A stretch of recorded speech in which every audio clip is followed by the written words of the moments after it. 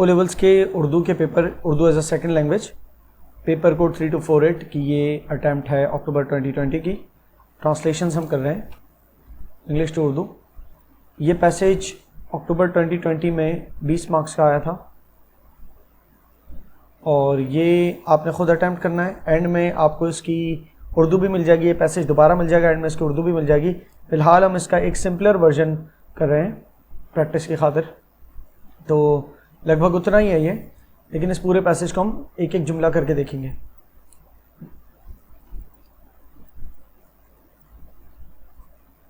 पहले जुमला पढ़ते हैं।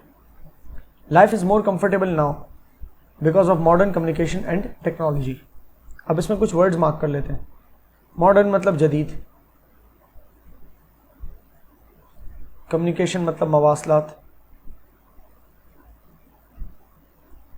टेक्नोलॉजी मतलब, टेक्नोलॉजी का मतलब टेक्नोलॉजी है वैसे, टेक्नोलॉजी, ठीक है। कंफर्टेबल मतलब पुरसुकून या आरामदेह, आरामदेह।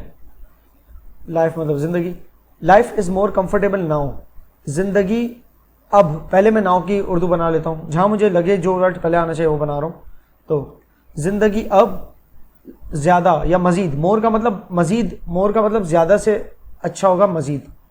मज़ीद में ये मतलब शामिल है कि पिछली वाली से ज़्यादा, तो मोर का मतलब भी यही होता है। Life is more comfortable now,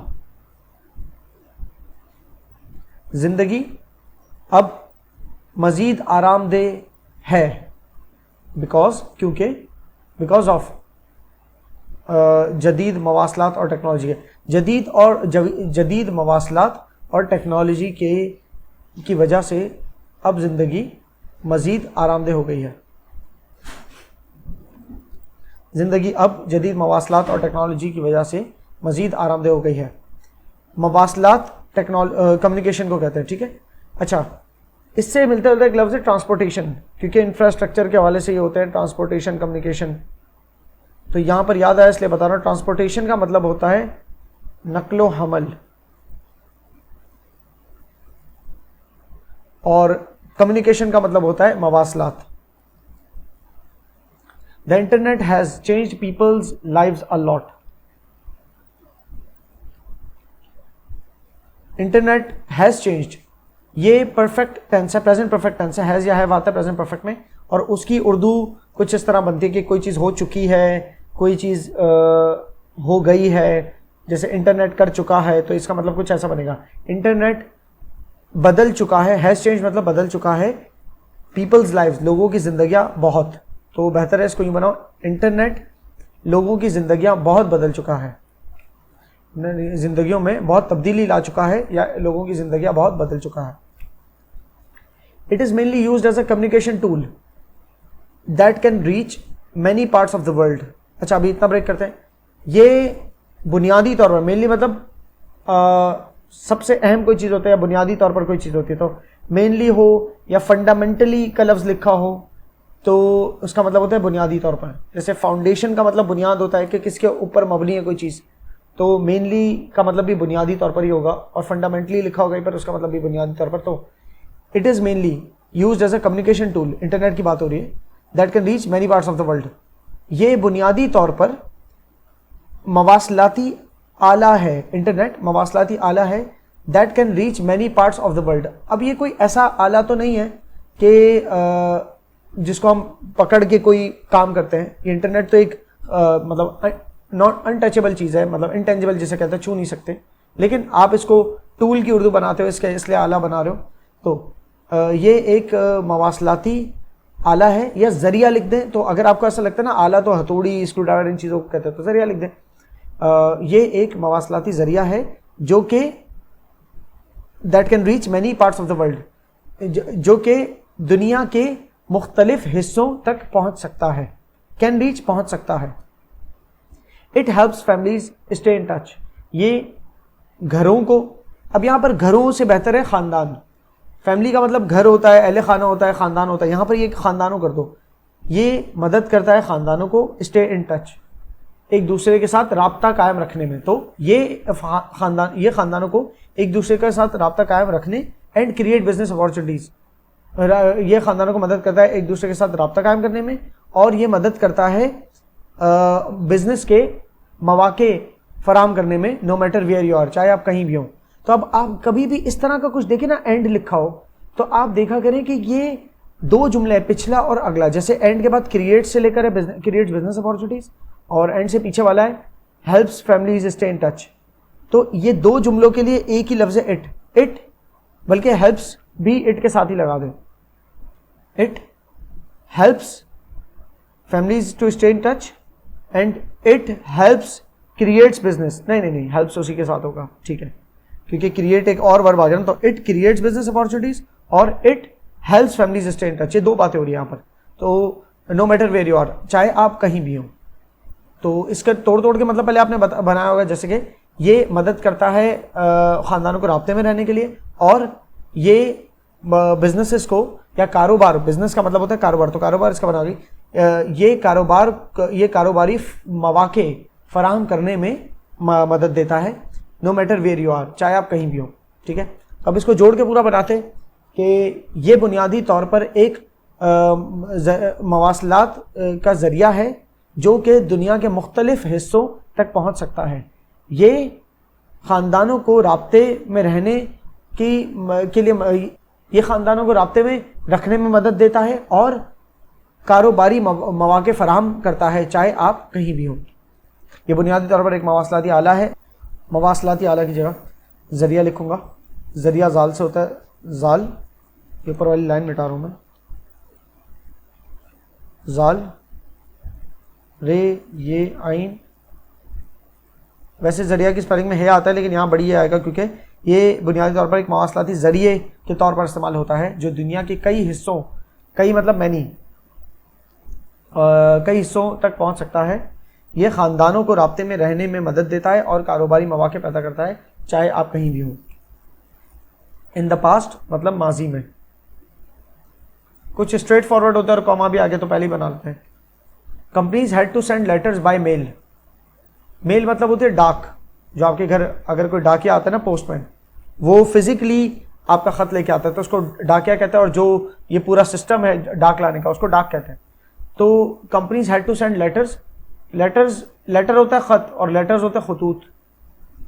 तो कंपनीज को हैड टू सेंड, भेजने पड़ते थे खतूत, डाक बाय मेल, बजरिया डाक, विच कुड टेक डेज, जो कि ले सकता, विच कुड टेक जो कि ले सकता था दिन या कई दिन, क्योंकि डेज लिखा है, जो कि ले सकता था कई दिन, और इवन मंथ्स या महीने, टू अराइव पहुंचने में।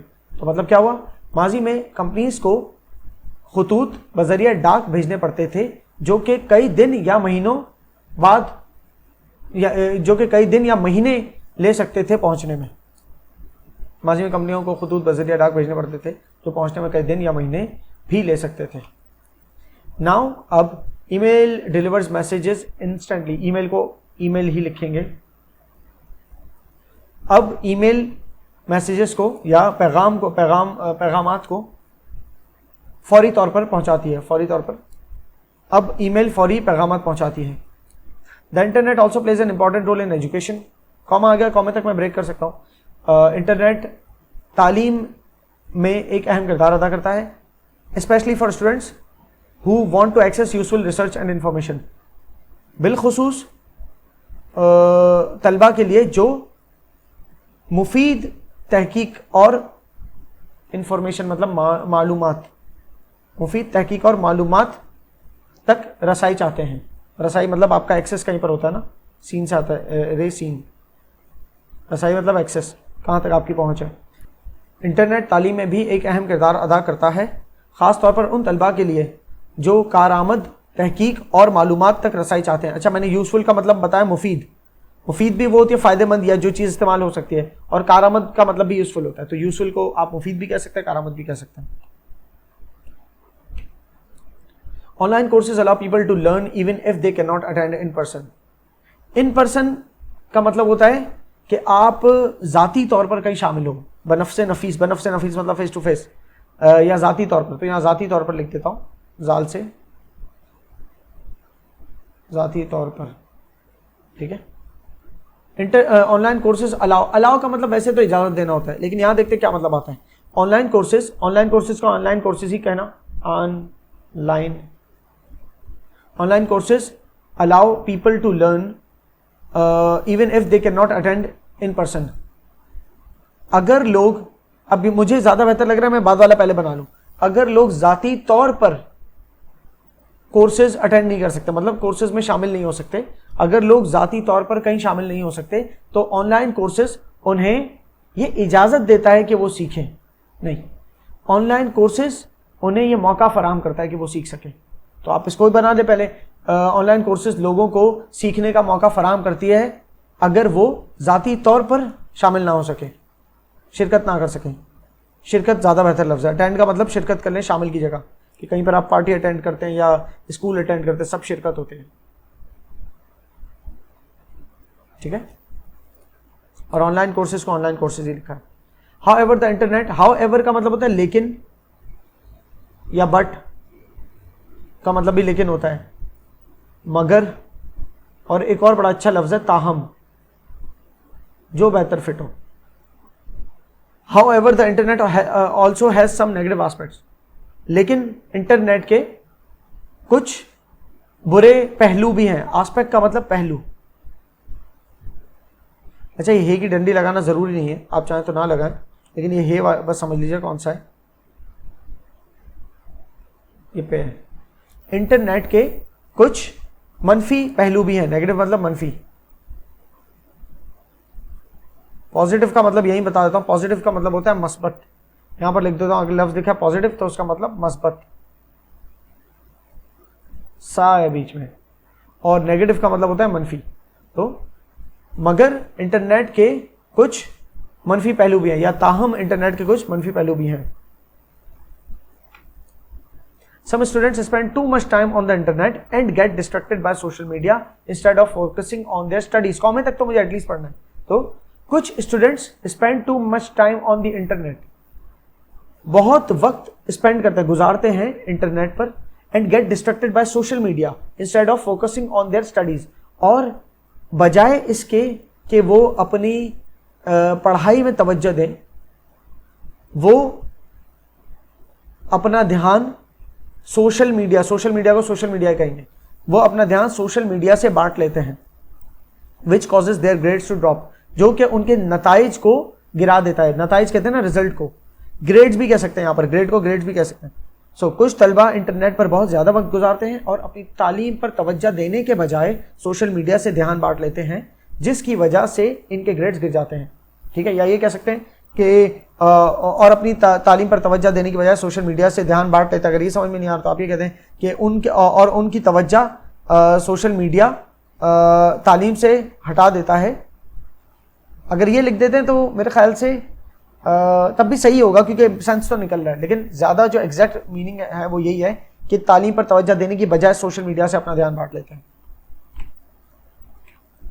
ये आपका पैसेज है, और देखिए ये जितनी पिछली एक्टिविटी हुई है वो आपको सिर्फ थॉट प्रोसेस फराहम करने के लिए, मैं भी करते करते सोच ही रहा हूँ आपके साथ, ठीक है। तो उसमें फिर ब्रोकन पीसेस के अंदर अपनी उर्दू बनाने के बाद फिर उसके पूरी एक उर्दू बनानी है। तो किसी वीडियो में आप कोई बात सीखेंगे, किसी में कोई, बहरहाल एंड में फिर आपने ये पैसेज खुद ट्राई करना है। ये आपके ओ लेवल्स का पैसेज है और इसका रेफरेंस नीचे दिया हुआ है, ये अक्टूबर-नवंबर 2020 का है, और उसकी उर्दू आपको आखिर में मिल जाएगी, ये रही। तो इससे आप कंपेयर कर लेंगे अपना आंसर। Thank you.